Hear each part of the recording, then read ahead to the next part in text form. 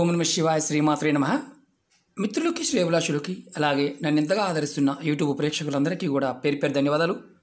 మిత్రులరా, మీ అందరికీ కూడా ఆ పరాదేవత ఎల్లవెల్లలా మీతో ఉండి మీ మనోవాంఛ నెరవేర్చారని మనస్ఫూర్తిగా కోరుకుంటున్నాను. ఈరోజు మనం ఒక తేలికైన అద్భుతమైన సిద్ధి ఉపాయం గురించి తెలుసుకుందాం. మనం ఈ సిద్ధి ఉపాయం మన పూర్వీకులు మన నిత్య జీవితంలో ఒక అలవాటుగా చేశారు పూర్వకాలంలో. ప్రస్తుతం మనం దాన్ని వదిలేసాం. చాలామందికి తెలియనిది ఏంటంటే, మనం ఏదైనా సరే ధన సమస్యల నుండి బయటపడడానికి, అలాగే ధనలాభం కలగడానికి, అలాగే శత్రువుల నుండి విముక్తి కలగడానికి మనం నిత్య జీవితంలో ఒక భాగంగా మన పూర్వీకులు చేసిన కొన్ని అలవాట్లు అవి మనం రక్షిస్తూ వచ్చేవి. కానీ కాలక్రమేణా వాటిని వదిలేయటం, వాటి ప్రభావం మన మీద రెగ్యులర్గా కనిపిస్తూ ఉంది. ఈరోజు మనం ఇంత చిన్న ఉపాయం అంత అద్భుతమైన ఫలితాన్ని ఇస్తుందా అనే అనుమానం కూడా కలుగుతుంది. ఎందుకంటే ఇది రోజు చేసేవారు కొంతమంది ఉంటారు, కొంతమంది కొన్ని సమయాల్లో చేసేవారు ఉంటారు, ఇది నిత్య జీవితంలో చేస్తూనే ఉంటారు. కానీ వారికి తెలియదు ఇలా చేయటం వల్ల కలిగే లాభం ఏంటి అనేది. ఆశ్చర్యంగా అనిపించవచ్చు. ఈ ఉపాయం చేయడం వల్ల, ఈ తేలికైన ఉపాయం చేయడం వల్ల అద్భుతమైన ఫలితం ఉంటుంది. ఉదయం మీరు స్నానం చేసే నీళ్ళల్లో దీన్ని కలుపుకొని చేయండి. ధనలాభం కలుగుతుంది, ధనవర్షం కురుస్తుంది, కుటుంబ సౌఖ్యం అంటే భార్య, భర్త, పిల్లలు వీరు ఆనందంగా ఉంటారు. అలాగే సుఖ సమృద్ధి అంటే కుటుంబం ద్వారా, పిల్లల ద్వారా అదృష్టం కలిసి వస్తుంది. వారు చేసే పనులు, ధనానికి సంబంధించే పనులు ఏదైతే చేస్తారో వారందరూ కలిసికట్టుగా చేయగలుగుతారు. అలాగే సంతోషాలు పెరుగుతాయి. అంటే కుటుంబంలో ఏదైతే ఇబ్బందులు ఉంటాయో ఆ ఇబ్బందులు తొలగి అందరూ కూడా సంతోషంగా ఉండడానికి అవకాశాలు ఏర్పడతాయి. ఈ ఉపాయానికి కావాల్సింది ఒక పసుపు కొమ్ము. అంతేనండి, ఇంకేం లేదు, పసుపు కొమ్మే కావాలి. ఎలా చేయాలో చెప్తాను. అలాగే మీకు ఈ వీడియో నచ్చినట్లయితే లైక్ చేయండి, నా ఛానల్ని సబ్స్క్రైబ్ చేసుకోండి. కొత్తగా చూసేవారు, అలాగే సబ్స్క్రైబ్ చేయకుండా చూసేవారు ఛానల్ సబ్స్క్రైబ్ చేసుకోండి. పక్కనే ఉన్న గంట సింబల్ని యాక్టివేట్ చేసుకోండి. 10 మంది మిత్రులకి షేర్ చేయండి. అలాగే ఈ వీడియో డిస్క్రిప్షన్ బాక్స్లో మనవి 2 కొత్త ఛానల్ లింక్స్ కూడా నేను పెడతాను, అవి కూడా సబ్స్క్రైబ్ చేసుకోండి. చాలామంది మిత్రులు, నా శ్రేయోభిలాషులు, నా బాగు కోరుకునేవారు, నేను బాగుండాలని కోరుకునేవారు చాలామంది చెప్పిన విషయం ఏంటంటే, గురువుగారు ఛానల్ని హ్యాక్ చేయడం అంటే కావాలని చేస్తారో లేకపోతే సెక్యూరిటీ రీజన్స్తో జరుగుతూ ఉంటాయి, కానీ మీరు ఇందులో వీడియోస్ కూడా వేరే దాంట్లో ఇంకొక ఛానల్ పెట్టి ప్యారలల్గా దాంట్లో పోస్ట్ చేయండి అని చాలామంది రిక్వెస్ట్ చేయడం జరిగింది. వారందరికీ కూడా పేరు పేరున ధన్యవాదాలు. ఎందుకంటే ఇందులో 1000 వీడియోలు ఉన్నాయి. ఇవన్నీ కూడా ఆ ఛానల్లో కూడా మన ఛానల్లోనే పోస్ట్ చేయడం జరుగుతుంది. ఎందుకంటే ఇవి చాలామంది బాధపడ్డారు, మిస్ అయిపోతే చాలా కష్టం గురువుగారు, పుస్తకం రాయండి, పుస్తకం అయితే చాలా బాగుంటుంది. మిత్రులరా, ఇలాంటివి కొన్ని వేల పుస్తకాలు మార్కెట్లో అందుబాటులో ఉన్నాయి. పెద్దలు రాసినవి హిందీలోను, సంస్కృతంలోను, ఇంగ్లీష్లోను, రకరకాల భాషల్లో, ఎన్నో రకాల భాషల్లో చాలా పుస్తకాలు ఉన్నాయి. మీరు వెతకితే అవన్నీ దొరుకుతాయి. మనకి ఏంటంటే ఇప్పుడున్న పరిస్థితుల్లో పుస్తకాన్ని కూడా ప్రిపేర్ చేయడానికి ప్రయత్నం చేస్తాను, కానీ సమయం పడుతుంది. ఇప్పుడున్న పరిస్థితుల్లో అదంత ఈజీ కాదు, కానీ ముందు రోజుల్లో ఖచ్చితంగా ఆ విధంగా చేయడానికి ప్రయత్నం చేస్తాను. వీటిని కూడా మొత్తం అన్నీ కూడా డిజిటలైజ్ చేయడానికి ప్రయత్నం చేస్తాను. ఏదైనా సరే ఒక ప్లాట్ఫామ్లో, ఒక సర్వర్లో పెట్టి మీకు అందించడానికి ట్రై చేస్తాను. ఇలా 1, 2 కాకుండా 4, 5 ప్రదేశాల్లో ఇవి అందుబాటులో పెట్టడానికి ప్రయత్నం చేస్తాను. ఎందుకంటే నెగిటివ్గా ఉన్నవారు ప్రయత్నం చేస్తూనే ఉంటారు, పోరాటం చేస్తూనే ఉండాలి. ఇది కాలానికి ఉన్న సహజ లక్షణం. కాబట్టి మనం దీన్ని మళ్ళీ మన కొత్త ఛానల్లోనే 2 ఛానల్లో, అవసరమైతే 3 ఛానల్లో కూడా వీటిని పోస్ట్ చేద్దాం. వాటిలో కూడా ఉంటాయి, అప్పుడు ఇబ్బంది ఉండదు. ఎవరి ప్రయత్నం వాళ్ళు చేస్తూ ఉంటారు, అది వేరే విషయం. కానీ మనం కూడా సేఫ్టీ పాయింట్ ఆఫ్ వ్యూలో ఆలోచించాలి కాబట్టి ఆ విధంగా చేద్దాం.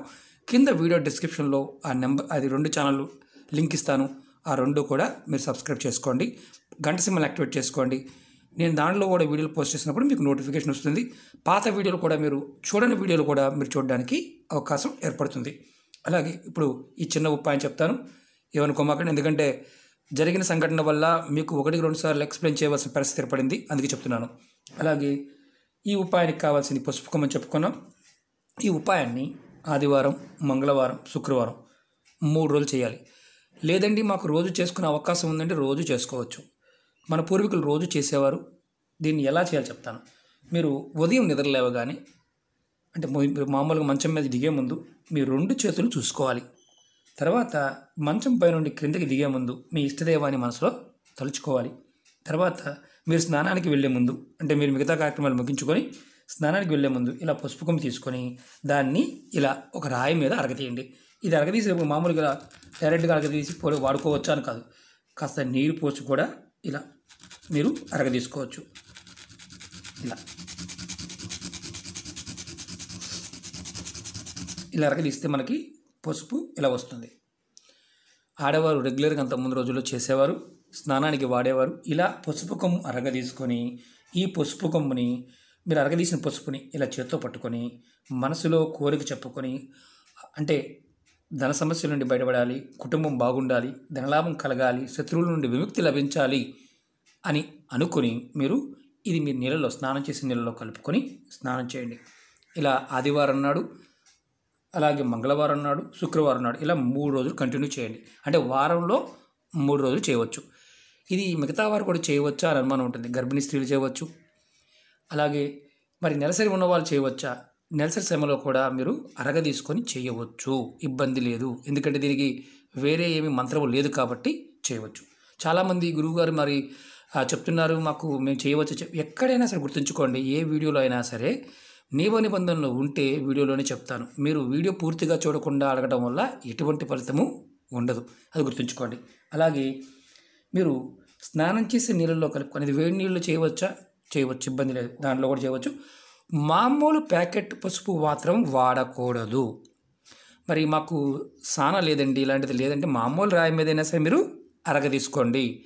అంటే కింద రాయి ఏదైనా, గరుకు రాయి ఏదైనా, చిన్న రాయి మీద అయినా అరగదీసుకొని కొద్దిగా కలుపుకోండి. అంతేగాని మామూలు పసుపు ప్యాకెట్ వాడకూడదు. ఇది పూర్వంలో మన పెద్దలు నిత్య జీవితంలో రెగ్యులర్గా ఇలాగే చేసేవారు. అనుకున్న పనులు వారి కుటుంబం ఉమ్మడి కుటుంబంగా ఉండేది, అనుకున్న పనులు పూర్తి చేయగలిగేవారు, అదృష్టం కలిసి వచ్చేది, పిల్లలు కూడా మాట వినేవారు. అందుకే మీకు ఈ ఉపాయం చెప్తున్నాను.